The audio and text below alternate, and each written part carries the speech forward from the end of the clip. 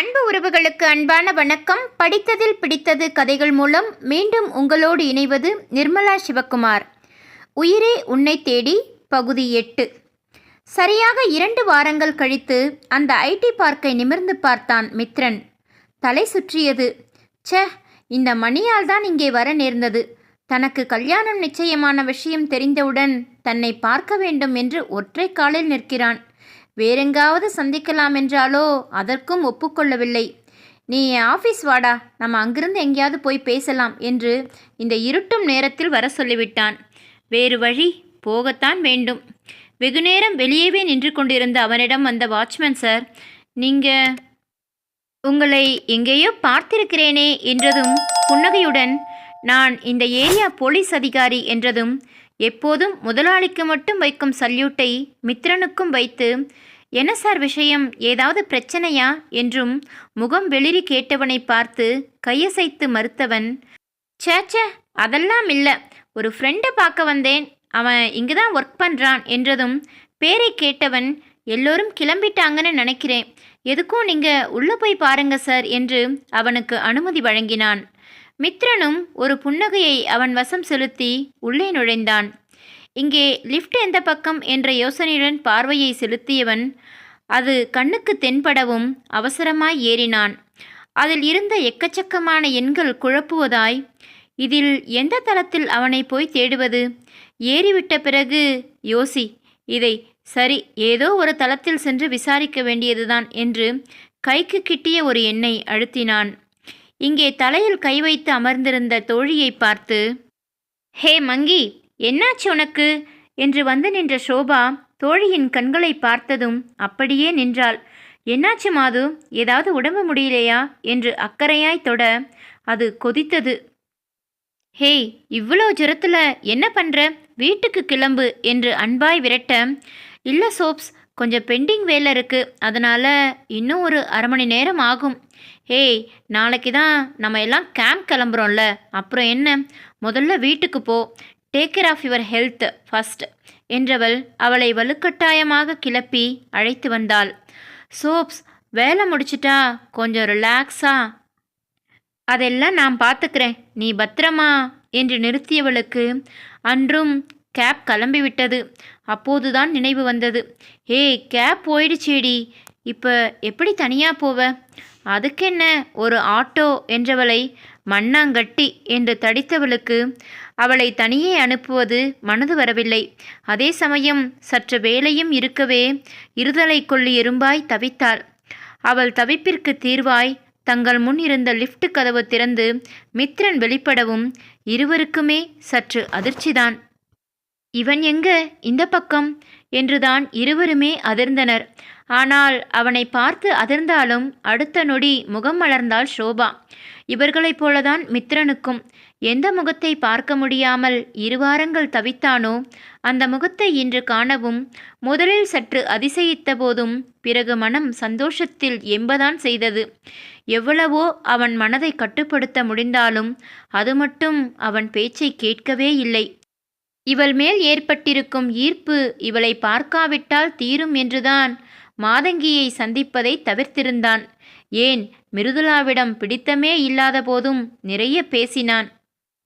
அதில் போக போக ஆர்வம் குறைந்து இப்போது பேச நினைத்து அவள் அழைத்தாலும் அவன் அதை எடுக்காமல் தவித்தான்.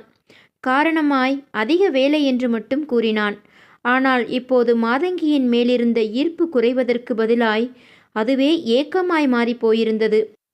அந்த ஏக்க தாகத்திற்கு இன்று அமிர்தமாய், ஏன் வரப்பிரசாதமாய் அவள் முகம் கிடைக்கவே அதனை இமையசையாது பார்த்து கொண்டிருந்தான்.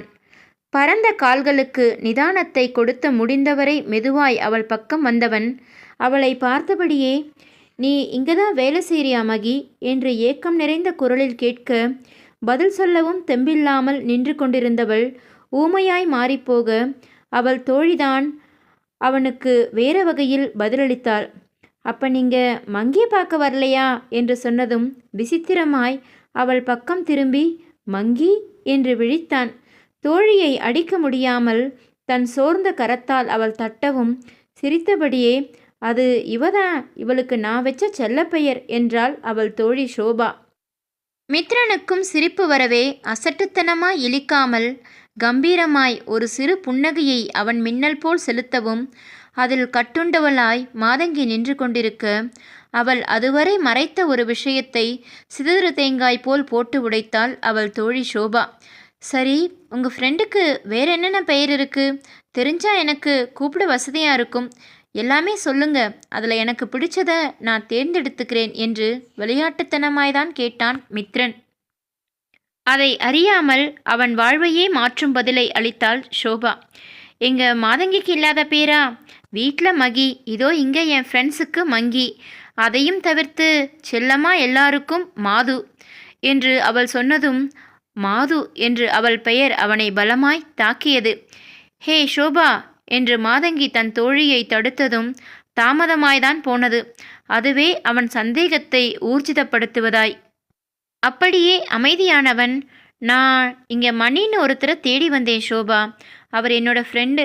உங்களுக்கு அவரை தெரியுமா என்று முகத்தை சற்றென்று நிலைப்படுத்தி கொண்டு அவன் பேச, ஓ நம்ம பெல்லா, அவரை தேடியா வந்தீங்க?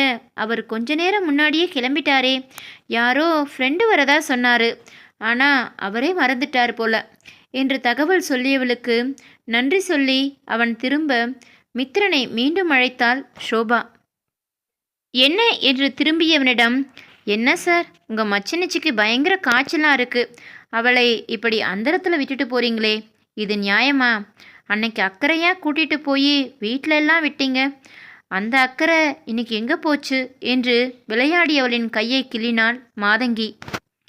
ஏய் இருடி, அதுக்குள்ளே என்ன அவசரம்?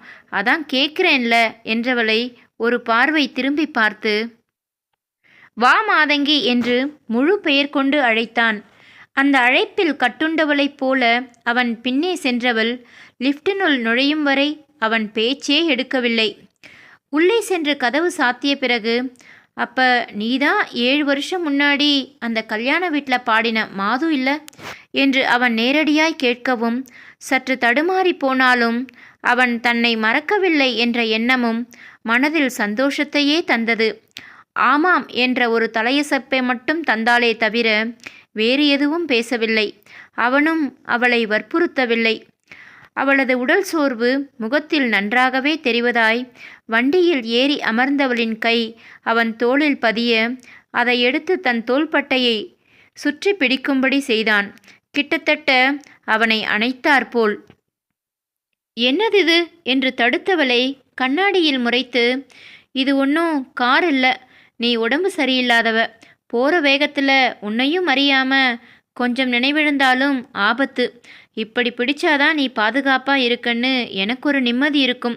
வண்டியை ஓட்ட முடியும். இல்லை என்னை கட்டி பிடிச்சிட்டு தான் வருவேனாலும் எனக்கு எந்த ஆட்சேபனையும் இல்லை என்று அவன் கிக்கரை உதைத்து வண்டியை எடுக்கவும் அமைதியானாள்.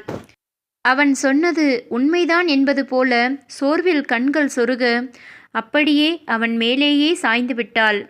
முதலில் அவளை மருத்துவமனைக்கு அழைத்து சென்றவன் அவளுக்கு ஒரு ஊசியை போட்டு வேண்டிய மருந்து மாத்திரைகளை வாங்கி கொண்டு வீட்டிற்கு அழைத்து செல்ல, ஜுரம் அதிகமாயிருந்த காரணத்தால் வீட்டை அடையும் நேரம் அப்படியே அவளை தாங்கியபடியேதான் அவள் வீட்டின் கதவை தட்டினான் மித்ரன். உயிரே உன்னை தேடி தொடரும். தொடர்ந்து இணைந்திருங்கள். நன்றி, வணக்கம்.